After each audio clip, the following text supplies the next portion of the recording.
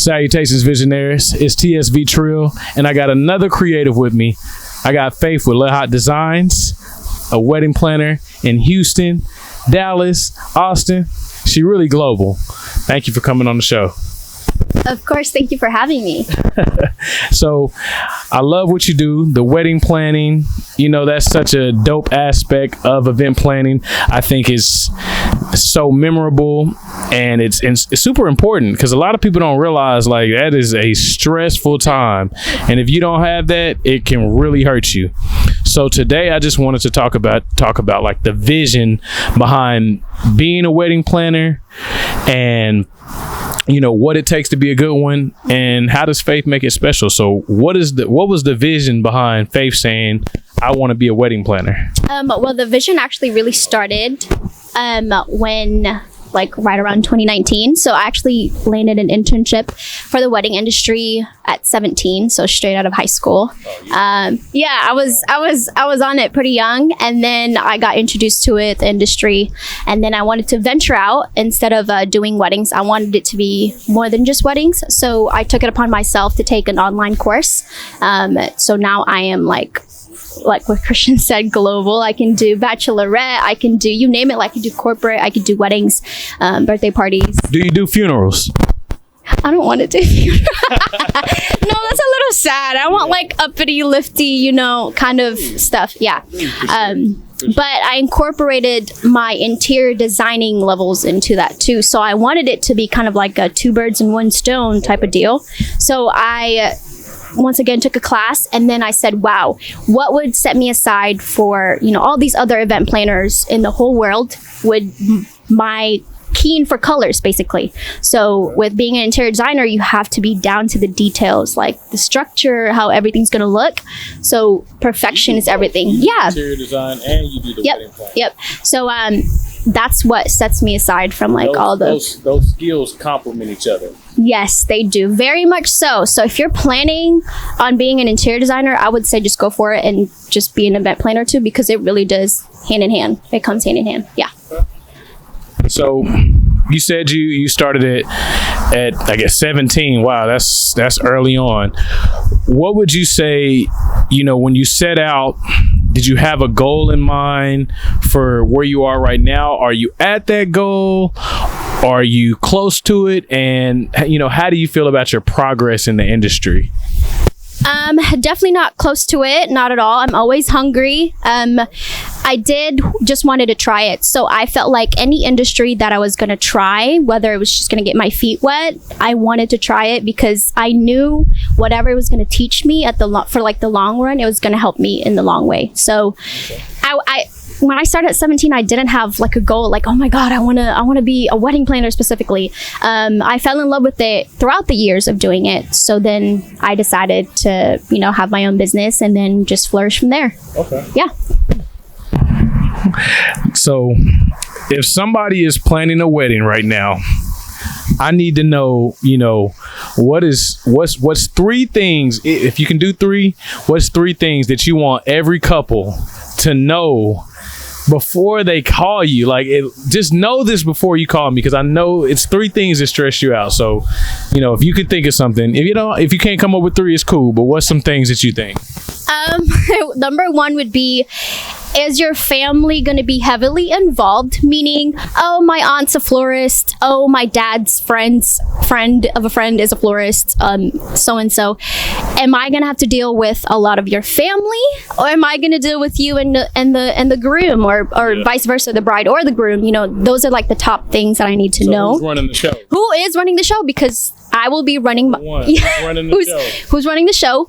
Two is who's paying, your mom's side, his dad's side, combined with you. Pays? So traditionally, it's supposed to be majority of the groom. Wait.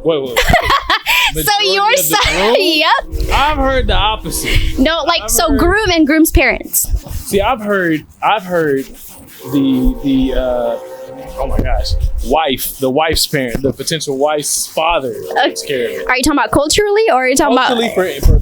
so I'm half Indian, half black, and in Indian weddings, traditionally, the father of the bride is taking care. He's opening that checkbook. Yes, that's correct too for us Filipinos. That's 100% correct. But now, if you're talking about traditional American side, it's the groom side. Is it the groom side or whoever got the long checkbook? Yeah, it's that one too. Okay, I tried, fellas. I tried to save your pockets. So, you know, when it comes to a wedding, what's something that you always want when they leave your wedding, your event, what is something that separates you from the next wedding planner? Like, you know, what makes Faith stand out? Why would they choose Lahat Designs? I would say it would have to be my work ethic. So Faith answered the phone at 1 a.m. because I had a meltdown, breakdown crisis. My fiance and I got into an argument. Oh, yeah. She went above and beyond personal business hours, I would say. And she went like head on, like touchdown, basically. Okay. So I didn't just go halfway through. I went, oh my God, you're calling me at 1 a.m. because you and your fiance got into an argument. They might call off the wedding. Let me talk to him, calm both of you guys down. It has to do a lot of my work ethic and like my personal touches. So, you know, for example, if a couple was like arguing and I already see the dynamic when I first meet them, I have to separate them like when I do meetings, because it's a lot of like, oh, well, I want this, I want that. And so have you thought about becoming a therapist on the side? I really should be a therapist. No, fun fact, I did take a cognitive behavioral therapy class online. So I know a little bit like how to cope, how to deal with like loss of death. But yeah, it was back to the funeral talks. Okay, but because for me, I think, you know, a lot of people, they say they want to get in the industry. They say they want to do this, they want to do that. And for you, what would you say, you know, something about like you said, your work ethic, what is something else that you would tell somebody that's, even if they're just getting in the wedding industry, that they should be thinking about? And what I'm thinking about is like the clientele, leads, anything like that you could tell somebody, that whether they're a caterer, a DJ, or whatever, they provide some type of asset to the wedding industry. What's some things that, you know, professional people have? Like an advice? Are you asking for an advice? If you're gonna, I would say overall, with whatever industry you're gonna be in, never settle for less. So there's a little bit more meaning behind that. And what I mean by never settling for less is, let's say you got a job offer, right? And for example, I got a job offer, right? And they were trying to lowball my salary. And I said, do you know how many years I have experience in this industry? And they're like, yeah, of course, you know, but this is the best we could do. No, declined. Next. Because a company will truly see who you are, and they will see what kind of asset you bring to the table, and vice versa. So both you and the company that you're going to work for is going to be like a compliment to each other. Yes. Mutually beneficial. Yes. So what do you do in a situation where somebody is, maybe they're good at what they do, they're professional, but they don't have that portfolio to kind of stand on their price? What do you tell them to do? You know, if they're scared they're going to lose that gig, you know, what do they have to do to ensure that they feel like satisfied in the job? I would say everybody starts off as a janitor. So I never started off with having $4,000 to $10,000 contracts. I don't start off like that. I never did. It built time and character and a lot of portfolios. Yes. You can't. You gotta hustle and bustle, and I cannot stress this enough. You have to hustle for what you want, and if you want that $10,000 contract with that multi-million-dollar wedding for NFL, for whoever you want, you gotta hustle and make yourself known. Yeah. So that's what it takes, and it's not gonna be easy. You're gonna get a lot of people criticizing you. Oh my God, you should have done this better. But honestly, it's your integrity and it's your work ethic that's going to get you through the long run. Hey, that's what I like. Yeah.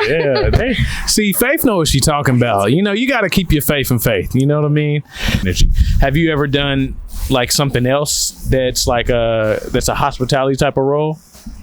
Yes, actually. So I am a certified flight attendant and a certified vet tech. So I can give dogs, cats, cows, whatever, physic like shots. Like I can draw their blood. I can I actually dibbled and dabbled and whatever. So of the year. yeah, no, I have a lot of certifications under my belt. A lot of yeah. It's good for your resume. A lot of hats. You know It's what I mean? good for your resume. Sure. So Well, with the flight attendant type of thing, did that help? I feel like if you're a wedding planner, and I have a wedding in wherever, and you know, a lot of wedding planners, they might stick to the city they're from or stick to their local, but that flight attendant that can help take you global or help you ease the process of making clients in different cities, different states. Was that your experience? yes, so I've been in. There's seven continents, right? There are seven. There's seven continents, right, in this world. I've been to 5 of them. For weddings? For work period. Oh my god! And I'm 24. I'm not even 25. So you on it? I'm on it. So I'm telling you, don't settle for less. You want to go get that job without a degree, you're gonna get that job without a degree. I'm telling you. What was your experience with flight attendant? So I started off pretty young. I was actually in my early 20s. So I think I was 20, and then by the time I graduated, I was 21. So I'm 24 now, turning 25 in September. So it's going on like 4 years. I started off, because you start off as a janitor, like I mentioned before, I started off with a regional company. So that means locally, like stateside. We did a few international, like Mexico, Cancun, stuff like that. And then Canada. But outside of that, I never got to see for the world. Yes. So I said, shy of 5 months, right? I was always in first class because I speak 5 different languages. So so I speak Spanish, of course English. ¿Cómo estás? Estoy bien. Muy bien. And then I speak Visaya, which is the native tongue. I grew up in the Philippines. Tagalog, everybody knows. If you're Filipino, shout out to my Filipinos. Yeah. You know what Tagalog is, and if you don't, I'm sorry, that's sad to say. You learn today. You gonna learn today. Yeah, and then Chabacano, which is broken Spanish. So I think that's what they say when they're ready to fight. Yes. No, it's actually a history background. Let me give you a history background. So the Spanish from Spain, the Spanish conquistadoras, they came to the Philippines and conquered for over 300 years. I didn't know that. I didn't know that I guess they call it colonies now. Yes, colonies.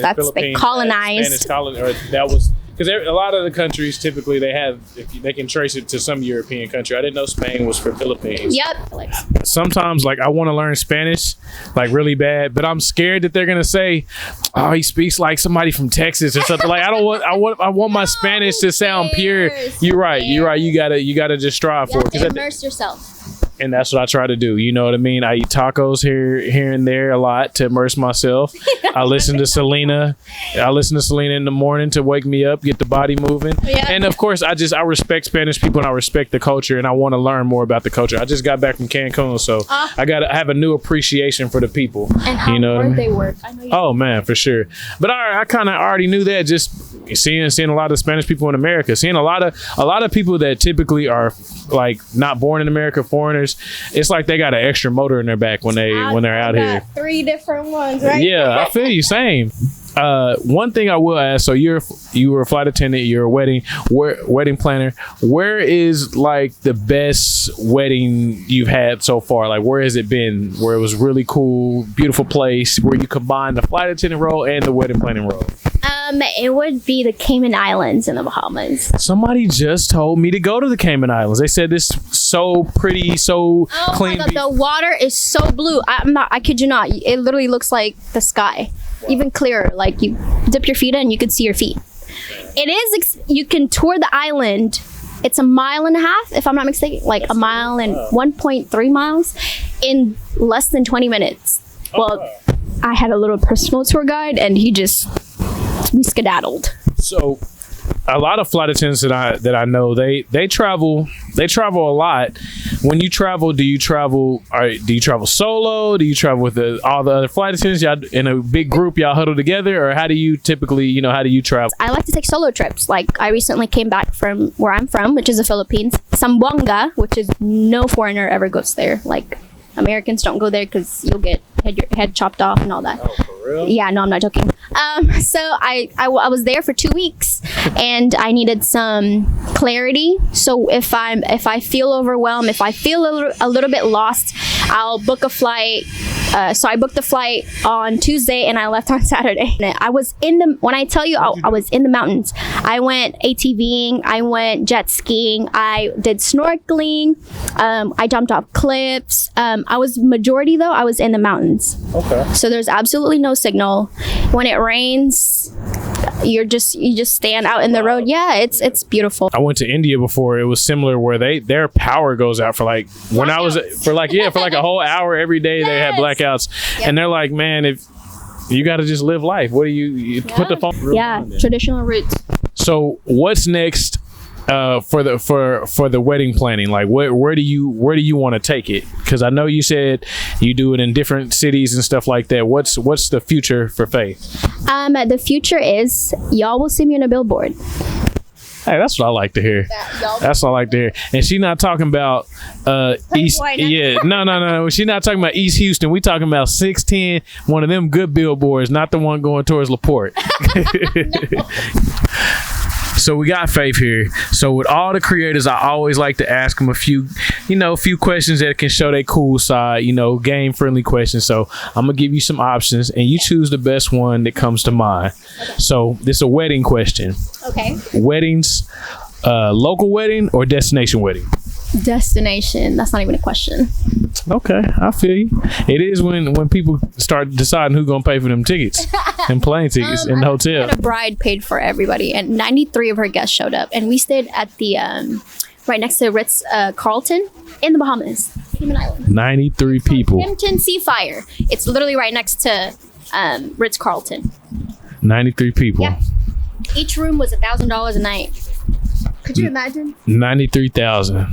Yeah, well, her wedding was like 200. I hope she stays married. No, they have a baby now. Oh yeah, they're on their way then. You got to seal that deal. Hey, buddy, you did a good job. Yeah. Okay, so the next question is, what's more important at a wedding, the dress or the cake? The dress. Sorry, I'm a little, oh my God, that's so feminine of me. Men don't even like the cake like that. No, nobody eats cake. Bruh, I swear to save money, nobody wants a damn cake. Yeah. Now is that a new thing? It's people would rather do cake pops than cake. Okay. And I can understand that. Yeah. Hey, they do after a couple drinks. Would you rather want a taco street truck pulling up or a cake? Okay. That's kind of cool. Okay. Yeah, that's cool. So then, all right. Then now, next question: what's more important for a wedding, the caterer or the music, the DJ? The music. The music. Have you worked with some dope DJs before? Yes. Everywhere. I got the best DJ in Houston.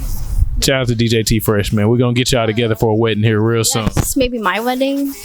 Hey, there you go. Yeah. For sure. Yeah. Well, I want to thank you again for coming on and talking to me about wedding planning, talking to me about flight attendants. I just feel like I have so much more knowledge about the industry, and I'm pretty sure anybody watching this will too. So we thank you so much, Faith. No, thank you for having me. And if you have any questions, like pro tips and stuff like that in regards to the event industry, period, like hosting an event, reach out to you, huh? I'll be your go-to girl. Okay. We'll put your information in there. Yep. All right. We out. Peace.